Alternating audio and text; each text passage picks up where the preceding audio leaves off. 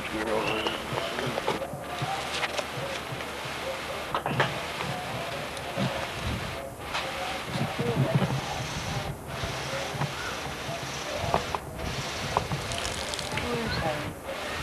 He left that door on that thing, on that big.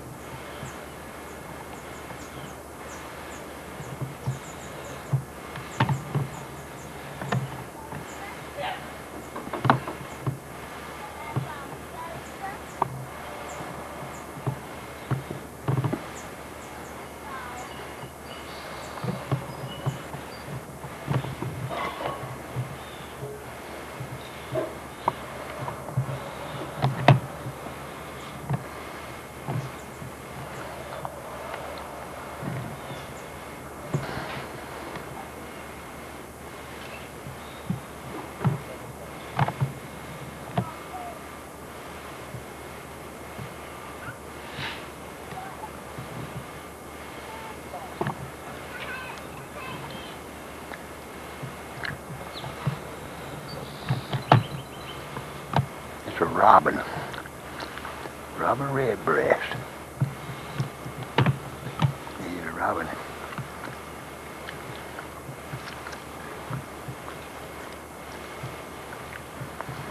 He won't be around here much longer. Wintertime, I'm going to get him. He'll have to leave out.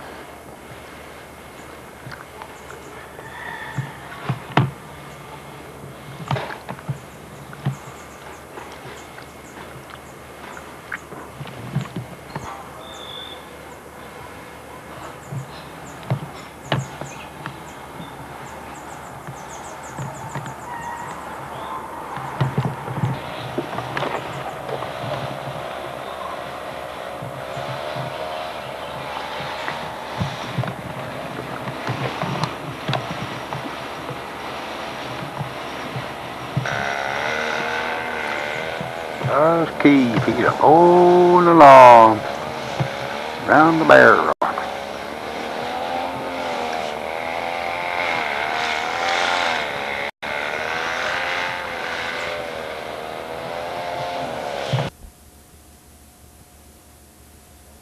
Hang on now. I'm going to have to turn around and do this all over. I never had to record him. Now, right down in there where that woman was killed at, on that railroad track. So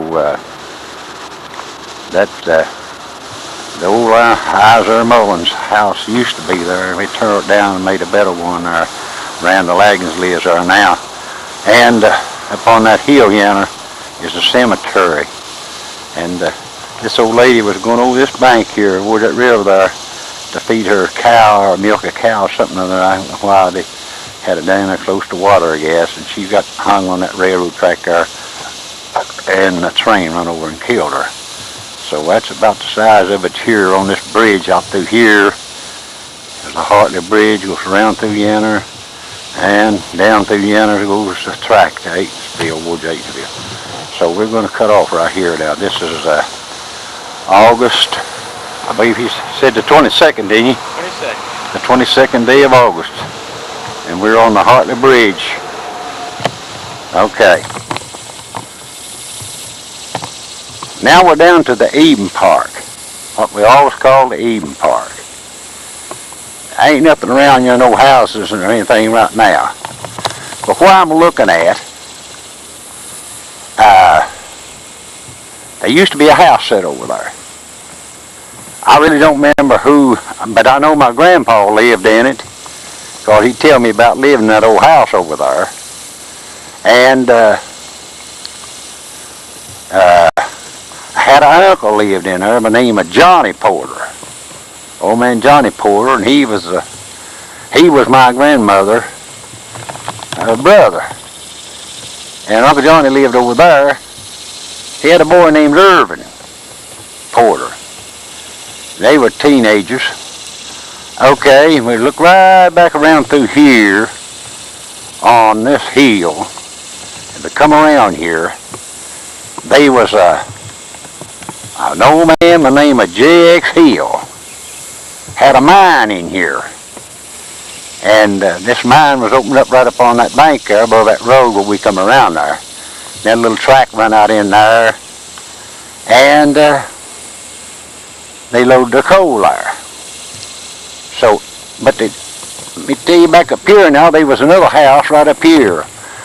And I can't remember, but I can remember old Laney Adkins. Aunt Lane, they called her. She was the mother of Bern Adkins and Den Adkins and Sylvia Adkins. They lived in an old house up there, but after they did, y'all know Uncle Pat Watts moved in that house. It's gone now. You see it's gone. Ain't no house up there. Okay, so Uncle Johnny Porter had a boy named Irvin, and he was about 18, 19 years old back then. The boy didn't know too much. When he was that old, even down. And he'd come over here where they was working at this mine here. And that old man that was running that mine was a fellow by the name of J.X. Hill. I don't know really where he's from, but he'd come over and getting away over there, and that old man run him away, and he kept coming over there, and that old man got a switch, like he's going to whoop him. And he run to the house. That old man followed him on over there, and Uncle Johnny was gone somewhere. And he went to the house and got a shotgun. And that old man wasn't them intentions with him. He's going over to tell Uncle Johnny about keep him away from where he's going to get hurt. And son, that old man went over there, and he stepped up on the steps over there, and that boy shot him right in the chest. That shotgun killed him dead as a doornail. Otherwise, when he shot him, he fell out there, and they took him in that house. And there was a man by the name of Don Lambert, and old man Herb Shelton was there. And the old man said to Don, said, Lord, Don said, what will I do? And Don said, Lord, Mr. Hill, all you can do is trust in the Lord. And he said, I see Jesus and the angels coming after me. So he just bowed over his head and died. So that's about the size of it right here now. But now, right up on this bank right here, right up in there is another cemetery. I think, I don't know how many have been buried up there, but Den Adkins is buried there, old Aunt Lean's buried there, and Bern Adkins is buried there. A fellow that was killed on Buffalo, Hubert Fry killed him, shot him with a shotgun, killed him. So he's buried up there. I was here at the funeral, and they had the funeral up there in that little old house that was sitting up there where I'm looking at now.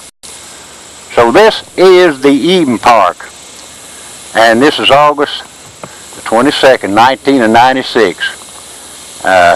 I'm doing this for a good brother out here, Kirk Boy, and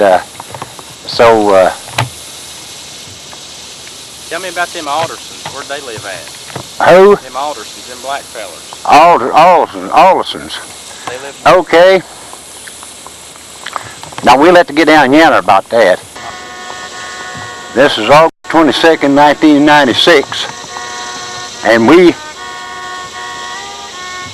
are filming a place, to the best of our knowledge, where Win Lucas was killed on the railroad track in 1929.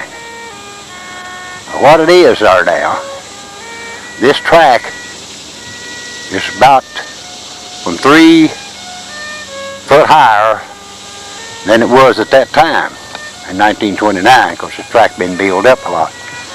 But you can see where he was at.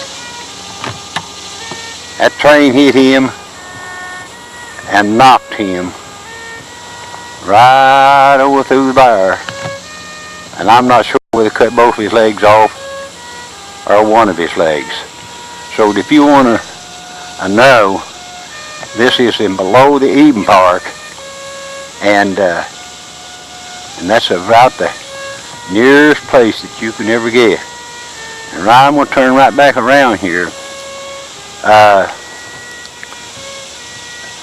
He was right over through there, and they told me that he got up, tried to get up on them old stub legs that was cut off and walked, but he bled to death. And so that boy's standing about where he probably went over through there at. So that's his fiddle. Old man Lucas's fiddle that he's got. Win Lucas's fiddle. And he's standing there playing it. Okay. And so I'm going to turn back around, look back up the road towards Eden Park. He probably traveled right down through there, come right down through there. And but this track built up a lot since then. This is just about, not very far, just a few 10 or 15, 20 rail lengths below the mouth of the Eden Park. I'm going to walk right down here close to this boy. Kind of rough walking with the camera. Right out over through there. Here's the place where we saw between here and that rock on that rail. Over there with the pole for a wind. Everybody had their day back in. They get drunk, they head for the railroad. Yes, times were hard. And over. Turn around this way and look at me. Hey, turn around this way and look at me. Yes.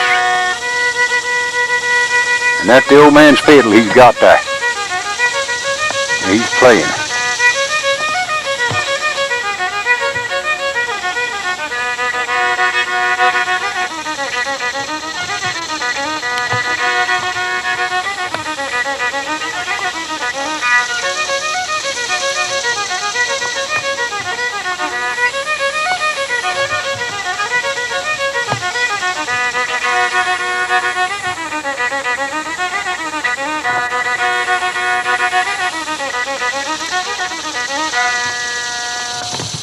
Okay, that's the old man's fiddle.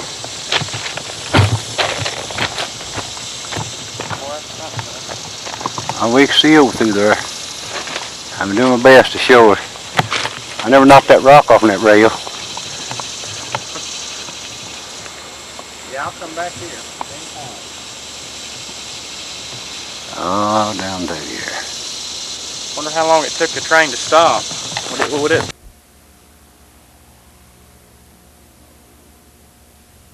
And we're at the, what they call the old Nan Rake's place. And there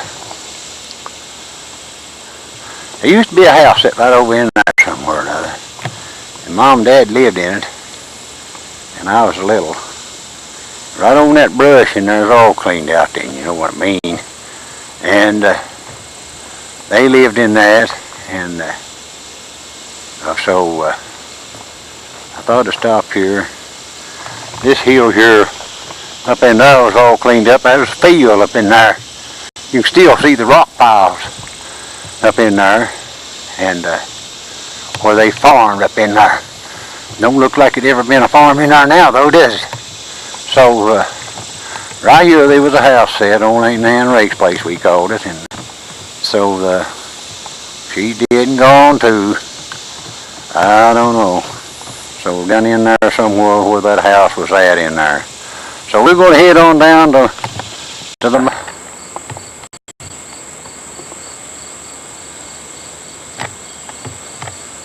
right out in that weed patch there, where some of them Lucases buried. And now there's some little old colored boys buried out in there too. I almost ashamed to take a picture of it because but I about worked myself to death trying to keep that cleaned up out in there, and I can't do it. The weeds is faster than I am. And but right out in there where Aunt Jane and I don't know, there's about 15 or 20 graves out in there. And it grows up so fast, I don't know. So I thought I'd take a picture of that so he could look at it and maybe want to talk about it or something like that. Another thing I want to show you here. Now, that's a little house here I built that. We're getting a little bit of it. You see this? See this pear tree here? That pear tree is near 100 years old. See how tall that thing is? I'll come right back down it.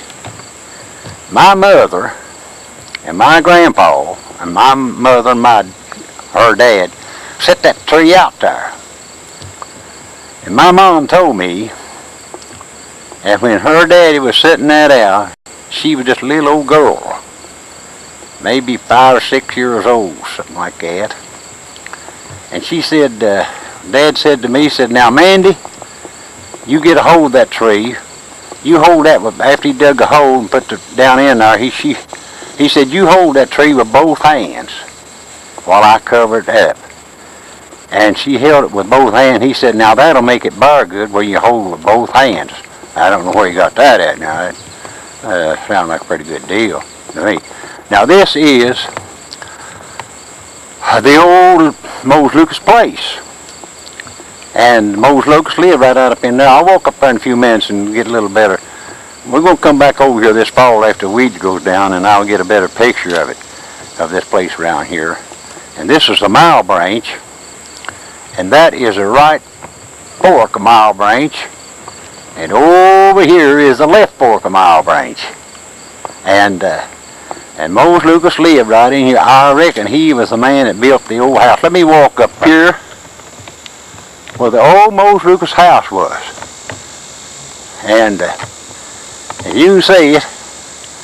There's a elm tree standing right there. Got a white thing on it. Looks like a plate. And right at the roots of that tree, there was a well. Hand-dug well that they got the water out of. So that house sat, I'd say, in about 20 feet, 25 feet of that well. The old house sat all right around in there, out in there, and this all down in here was a yard, and it's a big old log house. It was a 2-story house and had a big old chimney on the back of it. And all these mountains up in there cleaned out. That was all fields back in there, back through yonder. Then there's another little old house set way back in yonder. We call the Owl House. That was old man Allie Lucas built it back there with his farming back in there. And we called it that little house the Owl House. And back on top of that mountain is the Lucas Cemetery, where the Lucas is buried at, where Grandpa Mose is buried at, and Granny Frances is buried back there on top of that hill. So, Grandpa Mose lived there, and Uncle Bill, that was Grandpa Mose's brother. He stayed there with him, and they had a hog pen out up in there, but with that there tree up in there you see there, that spot on it. And so the old house down here, and they had a hog pen up there, and somebody went up there to feed them hogs, and there was a copperhead up there, and that copperhead, they just took a hole and they cut it in two, and it run back under that hog pen some way or another. So Uncle Bill, he goes up there the next morning, feed them hogs, and he barefooted. And that old copperhead, the head part of that thing was still alive, and it bit him on the toe. It bit him on the toe, and he come back out of there, and they doctored him up, and finally it kept getting worse and worse. They finally took him to a doctor somewhere or another and took his toe off. So that didn't help it. He had to go back again. I don't know where he went to the doctor at that time, but anyhow they took his foot off. And from that time on, they just kept taking his leg off, foot off, took his leg off. They took it off plumb up to his knee. But now, mind you, I really don't know whether Uncle Bill was married to Aunt Vic. Possible they were married at that time. Aunt Vic Lucas, she was a fry. And they got married and they moved up out Sand Creek in an old log house. I showed Brother Kirk where it was at. And they moved up there, and he had that one leg.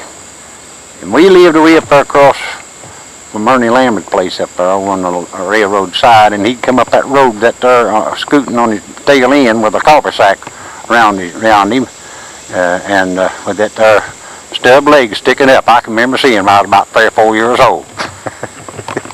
Yeah, and I remember seeing him. Well, when he get mad at Aunt Vic, that's where he'd head for up there where we lived at. So finally, the old man, he died. I reckon that snake bite killed him. And Aunt Vic, she lived for years and years after that. And there was Aunt Vic and Guy and George and Ab and Ron and Willis, and they had one girl, her name was Leigh Ewing. And she lived on Buffalo. And she did too now. But Mose Lucas lived right here. And they had a boy named Durgan.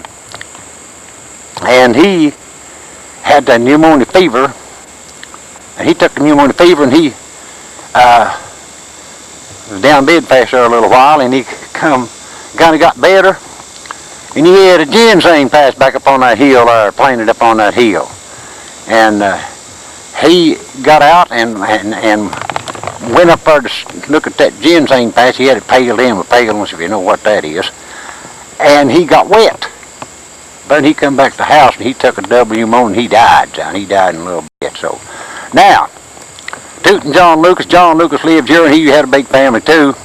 In this same old house that I'm trying to point out here. He lived here a long time after Grandpa Mose died, and Granny Frances got married again. She married that fella up on Big Creek. I believe he was a fry too. And so Tootin' John, he moved out of here, moved over on Pigeon Roost, right back through Yanner, across that mountain through Yanner. When he moved out of there, Uncle Paris Brumfield moved in here from over on Big Ugly. Paris Brumfield was the son of old man John Brumfield, and the woman he married was Aunt Jude, and that was Aunt Granny Frances's daughter, was sister to my mother. He moved in here, and when he moved in here, he lived here a long time. Uncle Paris did, and he had high blood pressure, and he died right in that old house right there. And I remember where I was at. I was right over in on that hill, and I was about 14 years old when he died, I think it was. And a fellow named Bill Hicks was staying there, and he hollered and told me, he said, "Come over here, Cab." Said, "Paris is dead." So I come over, and Uncle Paris died. So that's about the size of it. Here's the old garden. Now, there used to be big apple trees stood in here. It was 4 foot through around these gardens in here, places where there ain't nothing now. People's got, so they don't try to raise an apple tree, and they don't try to plant a peach tree or nothing anymore. And I look for to starve out one of these days for something or other, because we failed to plant the seeds. You know, if you want to reap a lot, you got to sow a lot. Well, may God bless you. We're going on down the house. Okay. Here we are down here now at the old Porter and Lucas place at the mouth of the Mail Branch. This place here was where I was raised at. The house is gone now, but you know I'm still here. I built that chimney there, and them stones there come from up here in the holler where we was at there a while ago. Them stones did. I hauled them down out of there from the old Mose Lucas house up there in the holler. And them stones, I wouldn't know who cut them out, man. They're probably cut out before I was born.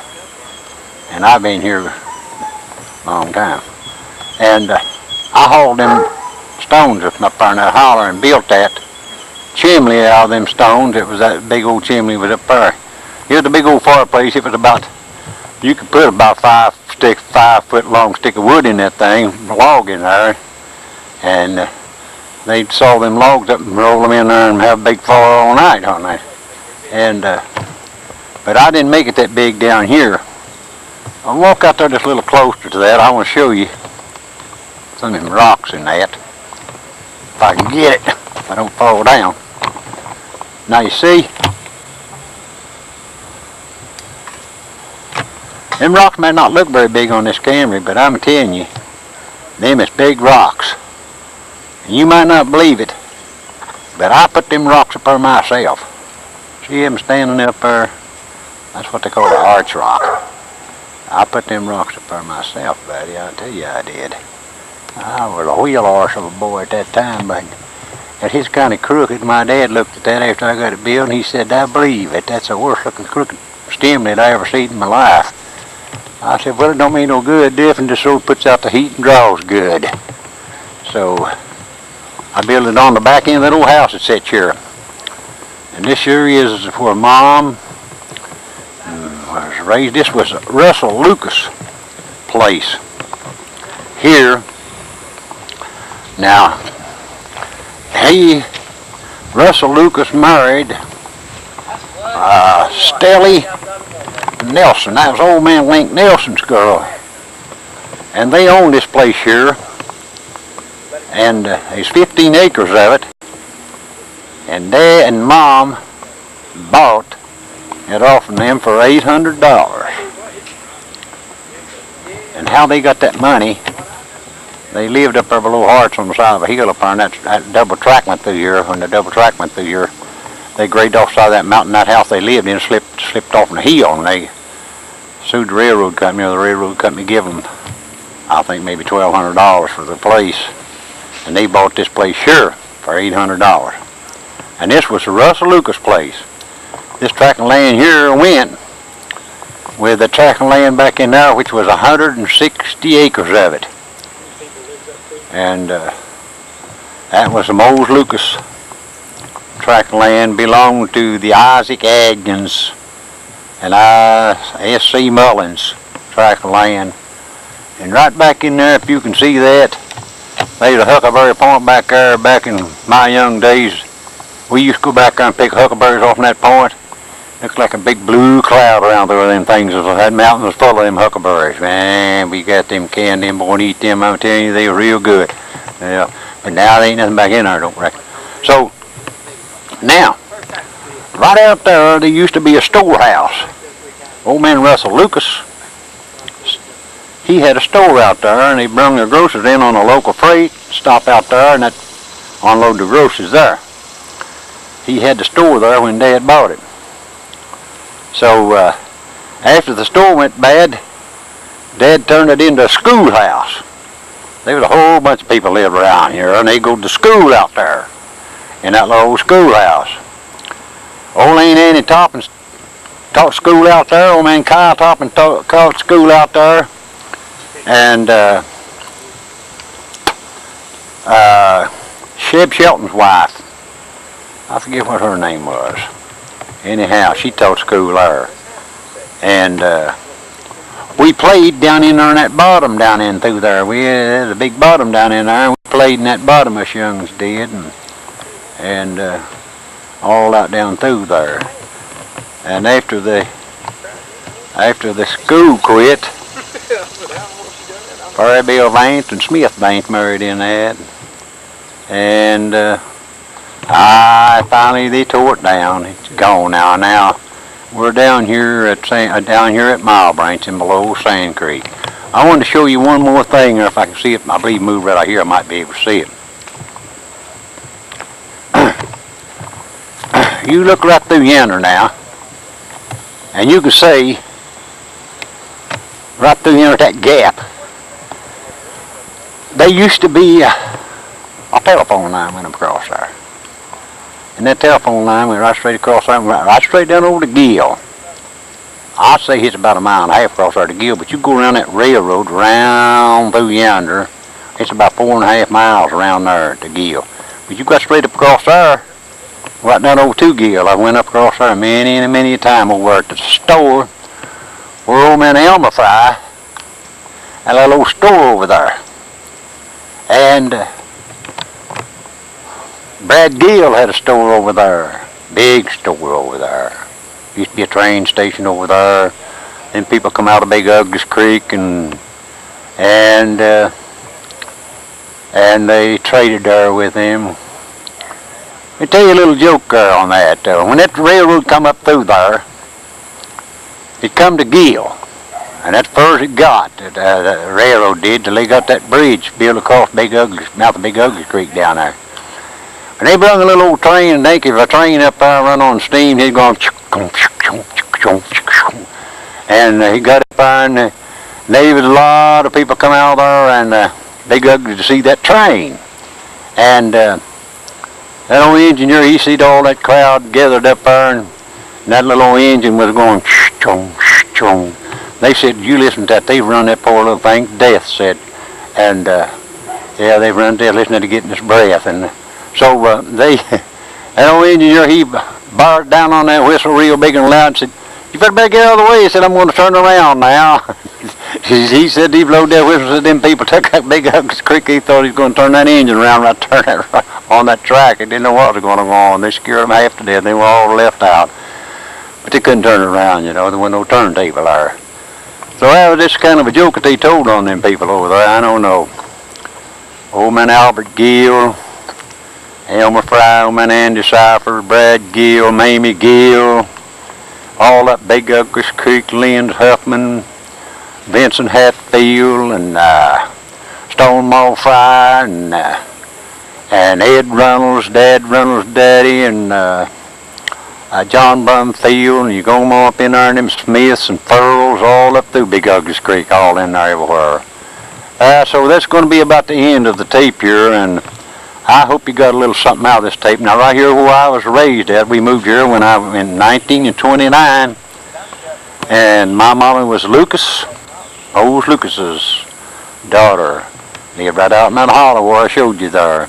I hope you got a little sense out of this, so I'll see you again, I hope.